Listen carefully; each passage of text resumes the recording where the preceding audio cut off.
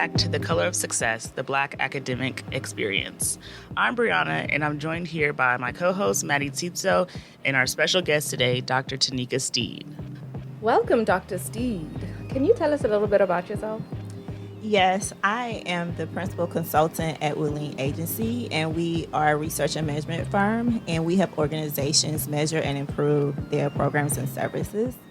I am originally from North Carolina. I'm from a small town called Rockingham, Richmond County. Shout out to the Richmond Raiders. So that is me in a nutshell. Like, I am Tinkerbell. That's my nickname. That's who I resonate with. I've been called that name since I can remember. I actually asked my mom, my aunts, like, who named me that and when did y'all start calling me that? And my aunt was like, ever since you was a baby. I can see it though, now that you said. So like, that's who I am. I'm really in tune with Mother Nature ever since I've been here on Earth. I'm really tuned with that. I got here on this side of the world. It was like, what is this? It's ghetto down here. It is. But as I grew up, I love education so much, and I love learning so much. I used to play teacher with my sisters and my cousin. Nobody wanted to listen, but I still had my board and my chalk, and I was teaching lessons, okay? So I always loved education, and I grew up very, very poor. We grew up in the projects. We lived with my grandmother, my cousins, my aunts, my uncles. So we were, aka, struggling, okay? So as the young people would say, I got out the mud. But that's really a street term, but I'm not going to go down there. If you know, you know. Yeah, so education was my way out of poverty. It was my way to get to the vision that was given to me at birth, the vision that regardless of what I was growing up in and around the environment that I was in, that I knew that I was bigger than that and that I was going to be something someday, and I was going to leave Richmond County. And I didn't know where I was going, and I never really experienced that much outside of Richmond County, except I did live in Maryland one year when I was in the 4th grade and came back. So we had family in Maryland, so we used to travel back and forth from there. But I knew the world was bigger, and I knew that I had a message. I knew that I had a gift, and I knew that if I focused on my books, that education was going to open up that doorway, and it actually has. And so you went straight through school? You went through high school, undergrad, master's, second master's? Yes. I went straight through school. It's so funny because growing up around, I don't like to say parents because I grew up intergenerational family, if that's something you could say, but the people that were around me, they were high school dropouts. So they were really focused on, how can I make money to pay the bills? How can I, get a job and just, that whole same like rat race or whatever. So I didn't really have anyone around me educating on me like what college really was, how to access college, financial aid, any of that stuff. One of my high school friends, rest in peace, Eleanor Diggs, she was like, girl, we got to go to Central. And I'm like, what is Central? It was like this girl named Tara Reed at the time. She was maybe like 4 years older than us, but she went to Central. And she was like, Tara goes here, XYZ. She got me the application. I filled it out, and I got in. That was the only college application I filled out. Okay. I got in. I got a scholarship, and the rest is history.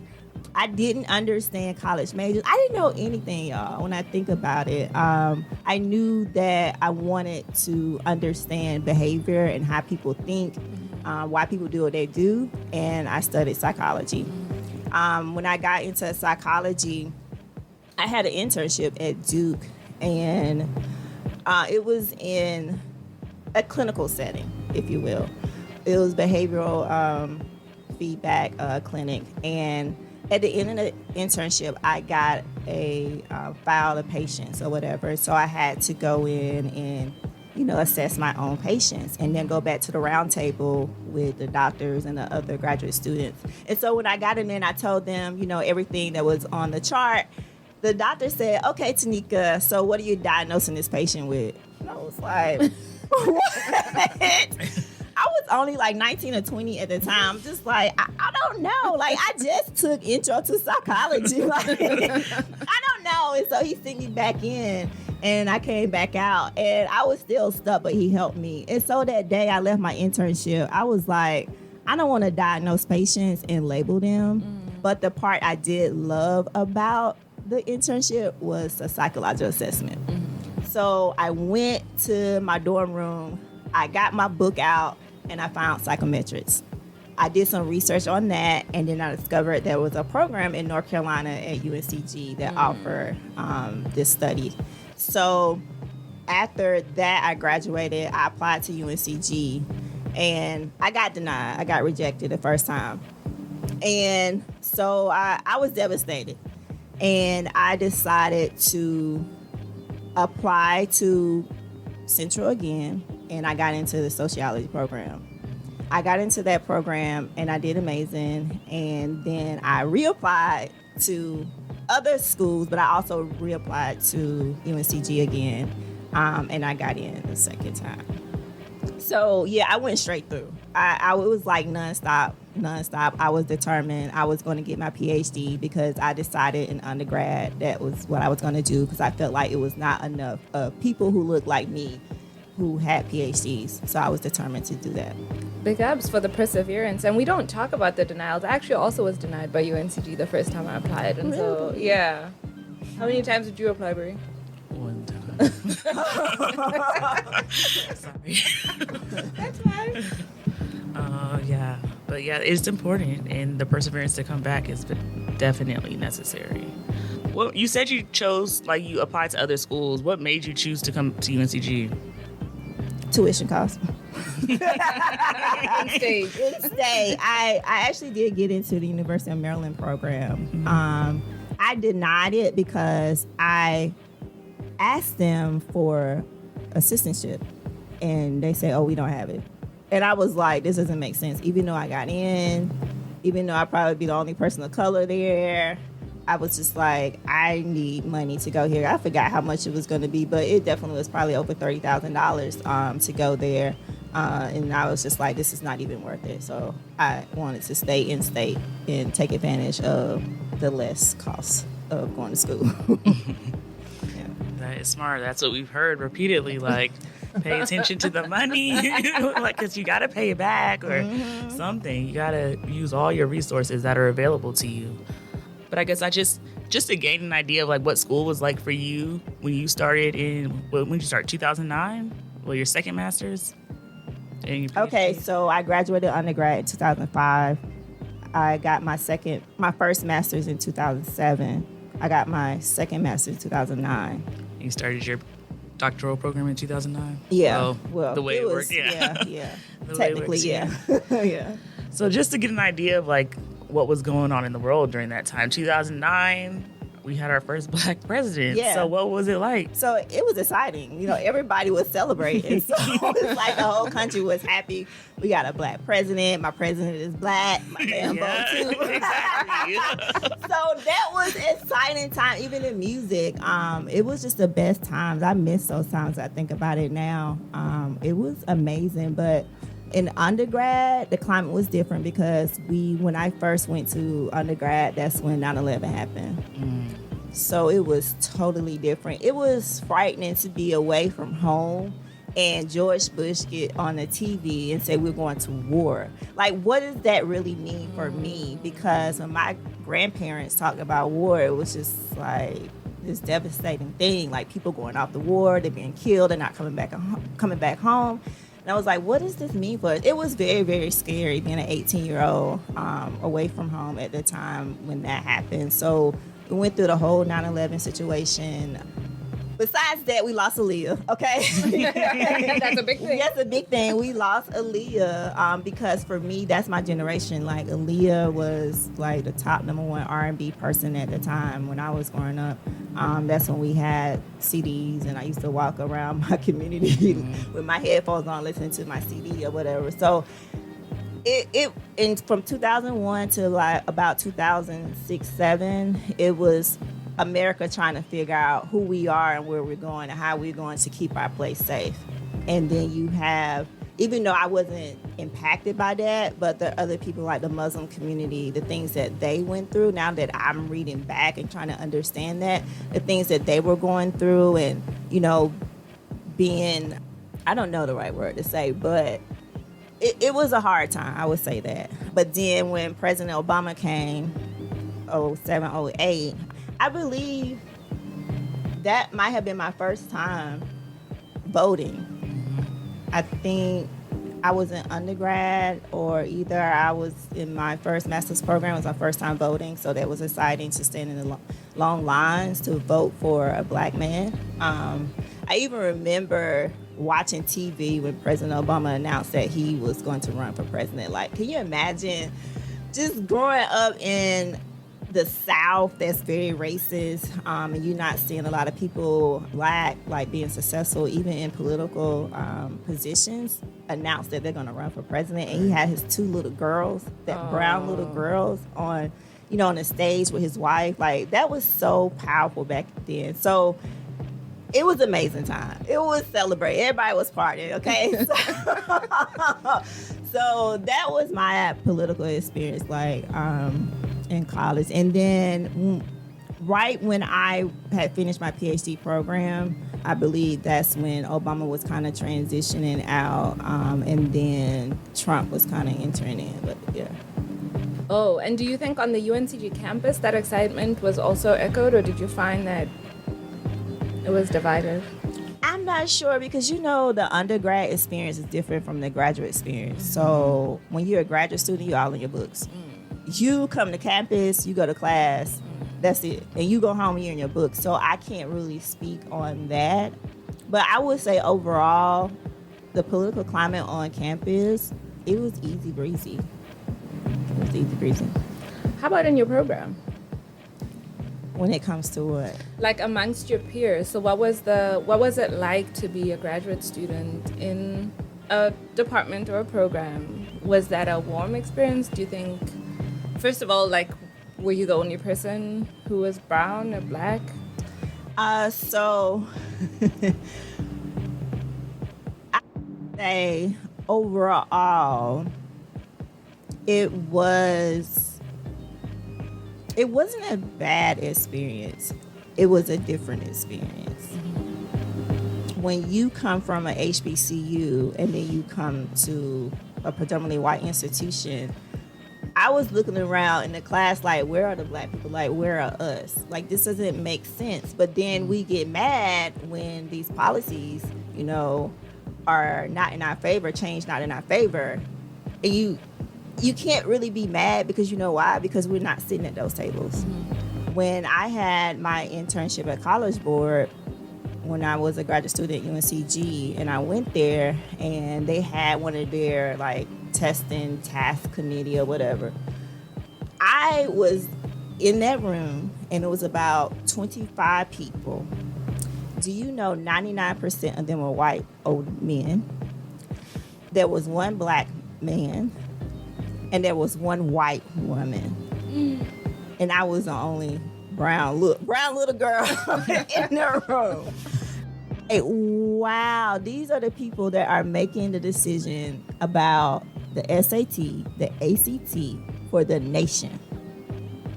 Okay? And it's not a black woman in sight. And it is not a black person in sight. Basically, I mean, I don't want to talk bad about anybody, but I don't even think the black man was really black, okay?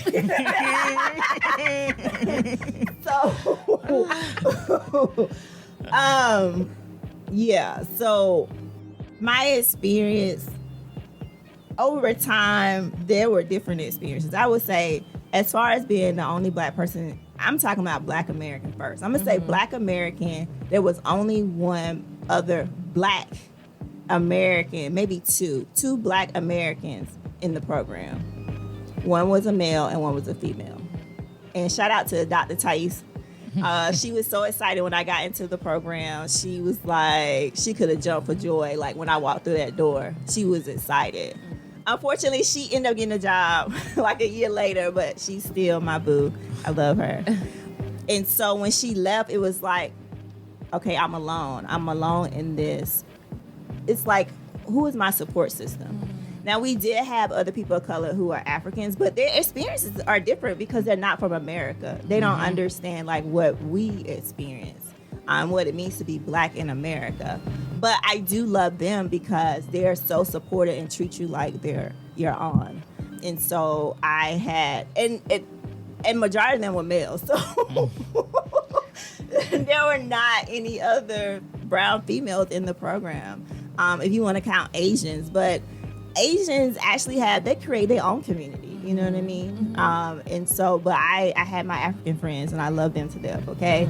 I pride myself in having friends from Africa, from different countries, from Cameroon, Malawi, like you just name it. So I'm excited to be connected to those people. So if I didn't have them, I don't know where I would be. And shout out to Davy's Store. But yeah, Dr. Davy's Store. Yeah. And it's time for our ad break. Thanks so much for listening. We'll be right back. Are you a therapist of color struggling to find your place in the mental health world? Sparkle Healing LLC has got you covered. Located in the DC metropolitan area, they focus on helping the helper. Discover their exclusive therapy services designed for therapists and other helping professionals to thrive. Immerse yourself in a supportive community, elevate your practice with expert consulting and supervision, and don't miss their rejuvenating wellness retreats, crafted to replenish your mind and spirit. Sparkle Healing LLC, where therapists find solace, community, and professional growth. Visit them today at www.sparklehealing.com. Tune in to a brighter future. Welcome back to The Color of Success, the Black academic experience. Outside of your classmates or maybe the few students that look like you, where did you get your support throughout your program? Outside of us students, a couple of professors. Shout out to Dr. Rick Legg. He actually kind of took me under his wings. I worked with him a lot on different projects, which I really appreciate. And to this day, he sends opportunities my way, and that is truly a blessing. Also, my chairperson, my dissertation, Dr. John Wiltsey, if he didn't guide me through my process and, hold my hand and keep me accountable and to stay on top of, my work to finish the dissertation and graduate, then I don't know what I'll be without him. And I will also say shout out to Dr. Terry Ackerman. He was a great supporter in us people of color in the program. I know he ended up leaving, but he had a mission to increase the number of people of color, especially Black people in our program. So those three people kind of were my support system that stood out the most that I could lean on. Besides that, y'all, no one else. No one else. So it was very isolating when I think about it now. Very much isolating. Yeah. And going through your classes, were there any experiences that sort of made you feel like you belong or that like you don't belong? In the classroom? No. I didn't have those experiences at all. No. You said you isolated yourself and you may have not had as many streams of support, thinking back on it, but how did you keep yourself up? Because I know as a graduate student, there are some times that I'm just like, I'm going to quit tomorrow and I'm going to go back to being a PE teacher. So what did you do during those times? It's a never give up for me. I had the vision for a long time, for years, and so I was determined to get my PhD. I had no doubt. I never had the thought of quitting. I think because I was focused on getting there, and knowing that, okay, I get my PhD, I can make 6+ figures, okay? And I can finally, get off the ground and build a life that I really want to live. That's what kept me motivated throughout my whole life. So if I'm determined, if I have a vision and I feel like it's something I really want to do, I'm going to make sure that I do it. So that's what keeps me going. And also shout out to my partner. He actually has been there since day one. And so he actually has been a big support system and making sure that I was a good student. He put a lot of pressure on me, y'all. A lot of pressure. It was just like nothing less than an A. Okay, can you imagine? Okay, like I literally cried when I got my first A-. Okay. Wow. My husband's the same way. He's like, how much time? He's like, do your work. He's like, you could be done by now if you just did your work. Yeah, like literally cried. I'll never forget that A-, and it was actually outside of the department, so I was pissed. Exactly. Like, how dare they? I'm like, no, this doesn't make sense. But I still graduated 3.9, but still, I mean, I was so focused on that. I was just driven by that, so that's what kept me going. So, Dr. Steed, is there any support that you wish you had looking back on your grad school experience? Yeah, so when I look back at it, I wish I would have had like this network of Black professional women that have PhDs, advanced degrees, period, and how they handle and navigated like graduate school going into the workforce. I think that would have been very valuable for me, so I can understand that I was enough and that I had already accomplished amazing things in my life. I just know that would be something that would have elevated me and probably pushed me even farther than where I am now. So having that support of women who look like me would have been very, very beneficial and added a very important part of my journey as a graduate student. And just to give our listeners some context, like psychometrics is a very non-diverse field, more so than others. So, yeah, that's totally understandable. Yeah, and it would have really been nice to see other women of color specifically in our field. Thinking back to the early 2000s, when I went to conferences and stuff, I didn't really see anyone in NCME, the National Council of Measurement and Education. In education. It wasn't there. Okay? It wasn't there. You would go over to ARA and you would see, but it wasn't directly in our field. So I didn't see that. Now I'm kind of seeing a little bit more. But back then, maybe they were in grad school when I was there or something. I'm serious. No, I didn't see anyone who looked like me. How do you think that those organizations accept or invite people that may not look like them? How inviting are they? How do they accept? Like, did you feel welcome? So at the conference, did you feel like... You just feel like a fly on the wall. Because I don't think it's something that they realize or they would notice. Is because they're used to being around their own people. And so you're doing things that you want to do, like go to the bar. I mean, that's fine, but I don't want to go to the bar. Not with you. Like, I don't want to go drink beer. I don't want to play, is it ping pong or whatever that stuff is called. All right, so as a professional, where were you able to get that support from? A network of professionals that look like you? Or have you been able to? Not right out, no. Not right out at all. I would say over time, I have. When Dr. Lett referred me to someone else at a Educational Research Institute, this lady, she provided some insight for me. And she introduced me to the thing that you did. Oh, the Women in Measurement? Yes. She told me about that. And I'm like, how long has this been around? She was like, Teneka, you should be a part of this. And I'm seriously like, why wasn't that around when I was in grad school? Because if it was, I'm pretty sure it would have been brought to the table.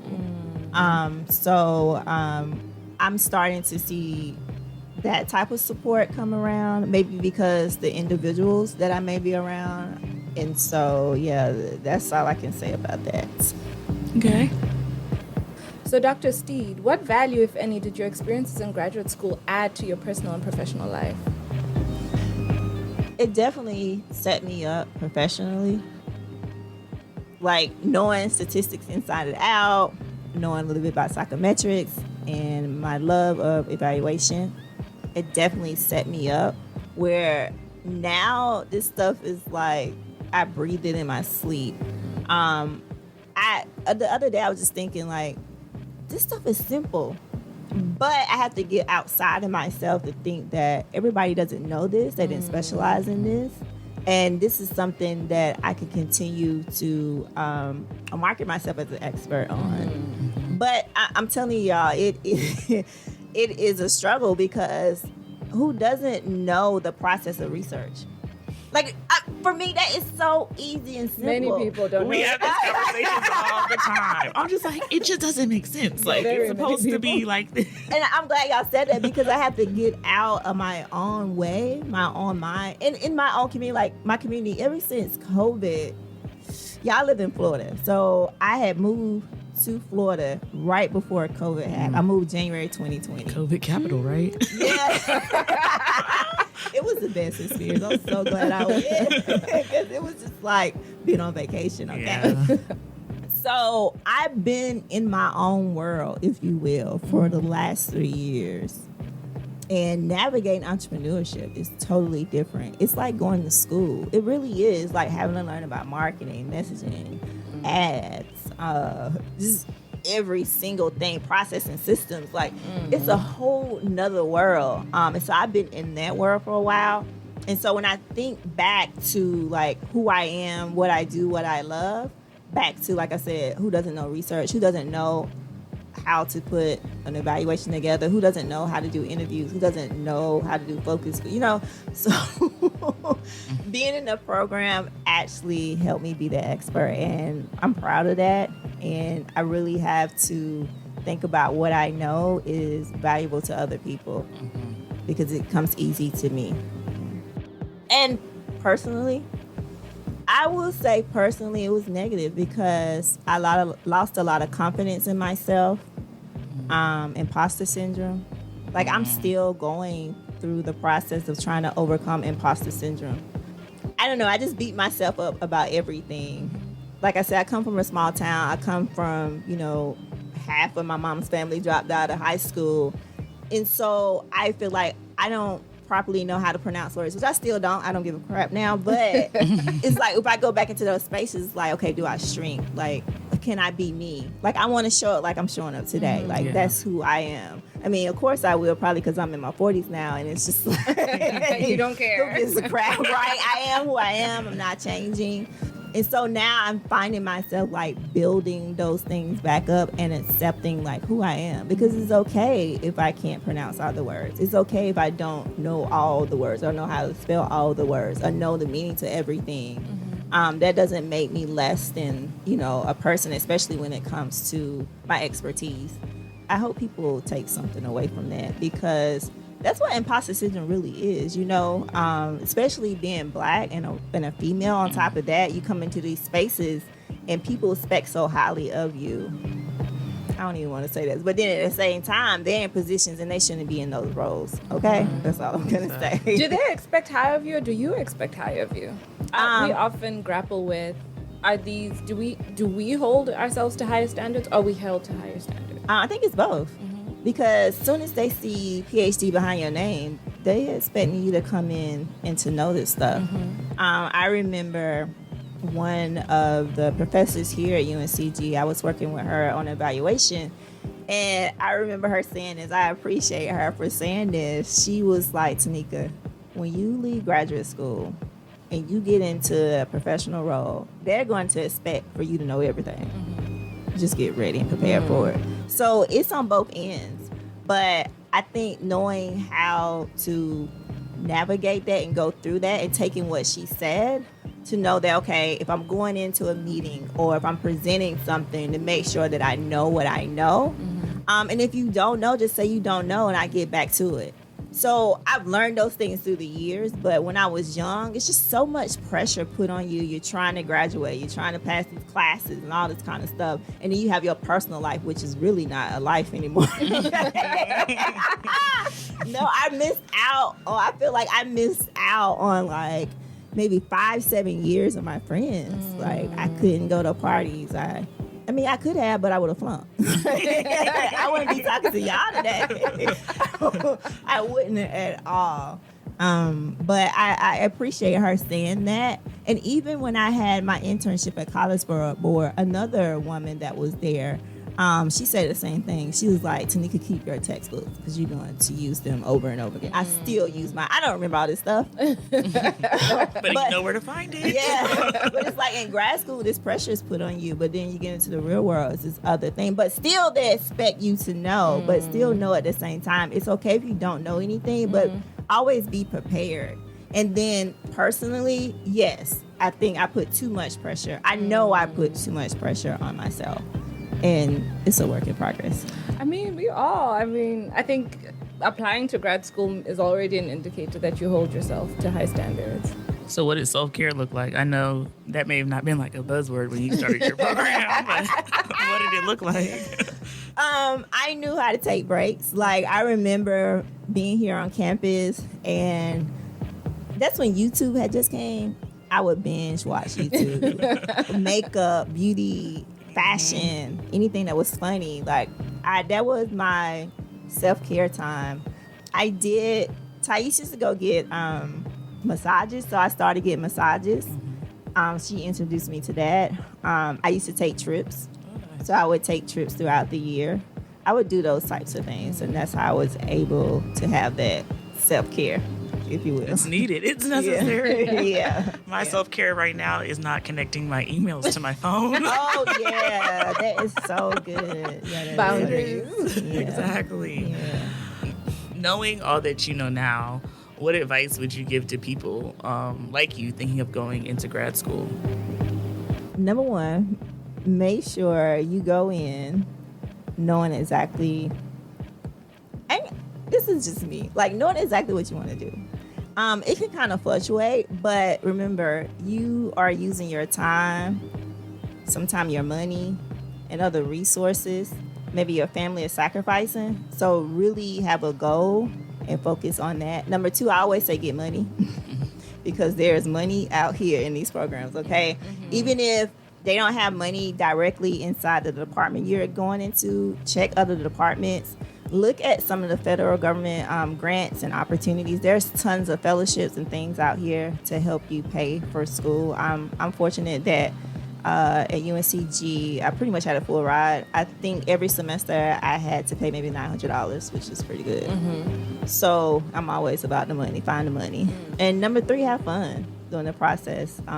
Don't be too hard on yourself, but make sure you can get all the A's you can. A-. I hear you. And is there anything you wish you knew before you started the program? I wish I would have known what it looked like to be a psychometrician. I wish I would have known like what the work was, what it involved, because I would have been better prepared to go into that field, and maybe I would be working in that field now. I know one reason why I'm probably not in it because it didn't feel inviting.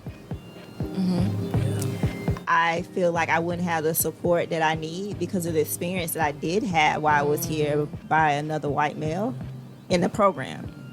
Not a professor, another graduate student in the program. Yeah, I wish I would have had those types of experiences to see what it's like to be a psychometrician. And maybe one day, the opportunity is still open. Like I said, I had an opportunity to work with another company. It didn't work out, but I'm going to keep the door open just to see what it looks like. Because I'm sure your perspectives are very much needed within psychometrics, even if the people there are slow to understanding the importance of it. Yeah. Well, we would like to thank you for coming and your time. It was so nice to sit down and chat with you and learn about your experiences. Thank you so much for inviting me. I really enjoyed talking to you all, and I hope that whatever I said today, someone can take one thing away from it. Maybe it inspires you to go to graduate school. Maybe it inspires you to start that business, whatever that may be, or even travel the world and stand in your own truth. I hope I had said something that sparks that idea in someone. Thank you so much. All right, thank you. Hey you, yes you. Don't forget to subscribe, hit the bell button and the like button. You can find us on Twitter and Instagram. We are @_color of success. Bye-bye now.